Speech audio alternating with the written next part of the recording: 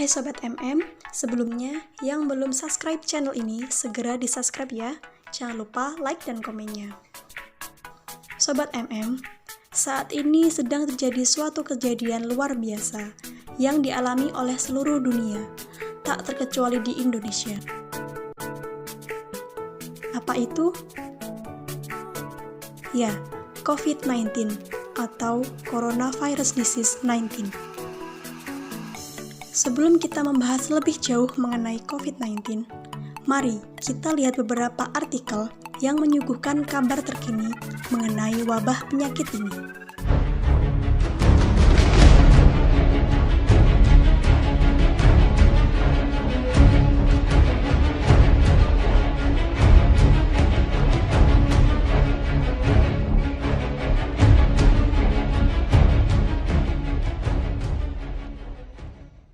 Setiap harinya, juru bicara pemerintah untuk penanganan COVID-19, Ahmad Yuryanto, mengumumkan selalu bertambahnya kasus positif, pasien meninggal, juga pasien sembuh. Bahkan, beberapa wilayah di Indonesia sudah dikategorikan sebagai zona merah.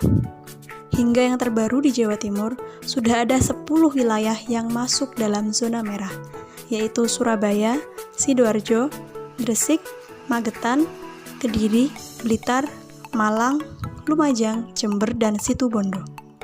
Nah, Sobat MM, pasti kita sudah tidak asing lagi dengan virus ini, karena setiap hari bahkan setiap detik tak luput dari pemberitaan di berbagai media.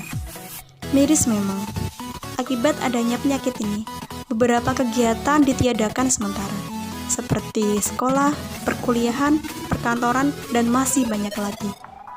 Lalu, apa sih sebenarnya virus patogen yang menyebabkan wabah penyakit ini menjadi sangat perlu diwaspadai? Apa COVID-19 itu?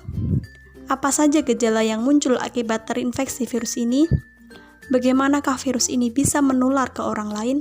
Dan bagaimana upaya pencegahan yang bisa dilakukan agar terhindar dari paparan virus ini? Mari kita bahas satu persatu. Apa itu COVID-19? COVID-19 adalah penyakit yang disebabkan oleh infeksi virus SARS-CoV-2. Pertama kali diidentifikasi di kota Wuhan, di Provinsi Hubei, Cina pada Desember 2019. Penyakit ini pertama kali diduga berawal dari salah satu pasar di Wuhan yang menjual aneka macam hewan, seperti tikus, kelelawar, ular, dan lainnya untuk dikonsumsi. Padahal di dalam hewan-hewan tersebut sangat banyak terdapat mikroorganisme yang berbahaya. COVID-19 telah menyebar ke berbagai negara di dunia, termasuk di Indonesia. Jumlah kasus positif penyakit ini di Indonesia pun terus meningkat. COVID-19 sebelumnya dikenal sebagai 2019 Novel Coronavirus atau 2019 nCoV, atau juga disebut dengan penyakit pernafasan. Kemudian, Organisasi Kesehatan Dunia atau WHO menyatakan nama resmi sebagai COVID-19 pada Februari 2020. Apa saja gejala yang ditimbulkan akibat virus ini? Gejala COVID-19 yang paling umum adalah batuk kering, demam, kelelahan, sakit tenggorokan, diare, dan juga sesak nafas. Diperkirakan bahwa gejala dapat muncul antara 2-14 hari setelah paparan. Jika mengalami gejala ini, kita harus tinggal di rumah untuk mencegah penyebaran penyakit. Mengenakan masker wajah akan membantu mencegah penyebaran penyakit ke orang lain. Penyakit ini lebih rentan menyerang orang yang lebih tua dan mereka yang memiliki masalah medis. Menurut penelitian terbaru yang diterbitkan dalam Annals of Internal Medicine 10 Maret 2020, periode inkubasi rata-rata diperkirakan 5 hari. Dan hampir semua, 98% pasien yang telah terinfeksi akan mengalami gejala dalam 12 hari. Dan baru-baru ini, gejala yang muncul adalah hilangnya fungsi indera penciuman, di mana penderita mendadak tidak bisa mencium bau. Dan bagaimana cara virus ini menular ke orang lain? Menurut WHO, virus ini diperkirakan menyebar dari orang yang telah terinfeksi ke orang yang masih sehat. Penyakit ini dapat dengan mudah menyebar melalui tetesan kecil dari hidung atau mulut saat bersin atau batuk. Tetesan itu kemudian ada dua kemungkinan untuk masuk ke tubuh kita, yaitu menempel di benda yang sering kita sentuh, atau bahkan kita menghirupnya secara langsung tanpa disadari. Terlepas dari itu semua, bagaimana cara kita mengantisipasi atau mencegah agar terhindar dari virus ini? Yang pertama yang harus kita lakukan adalah cuci tangan secara teratur dan menyeluruh dengan sabun dan air, atau gunakan pembersih tangan berbasis alkohol dengan kandungan setidaknya 60%.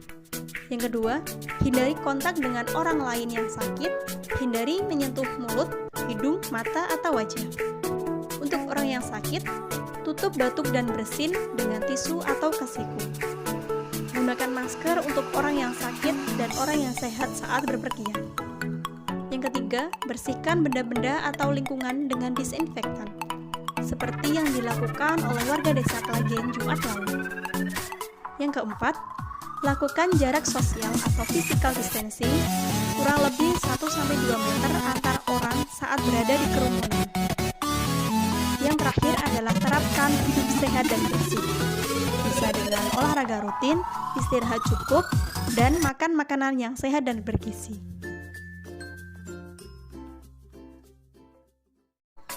Sekian Sobat MM, penjelasan mengenai COVID-19 yang saat ini sedang mewabah. Saat ini, mari kita ikuti anjuran pemerintah untuk di rumah aja, sebagai salah satu cara memutus mata rantai penularan COVID-19. Hal ini juga akan meringankan tugas para medis yang menangani pasien COVID-19 yang saat ini sedang berjuang. Jadi, stay at home and stay healthy. Semoga kita selalu dalam lindungan